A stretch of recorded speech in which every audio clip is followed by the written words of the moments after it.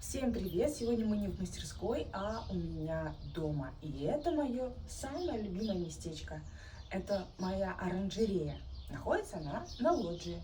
И сегодня мы будем вместе с вами украшать ее нашей гирляндой. Если у вас тоже есть местечко, которое вам приносит счастье, покой, умиротворение, то наша гирлянда с этой надписью вам просто необходима.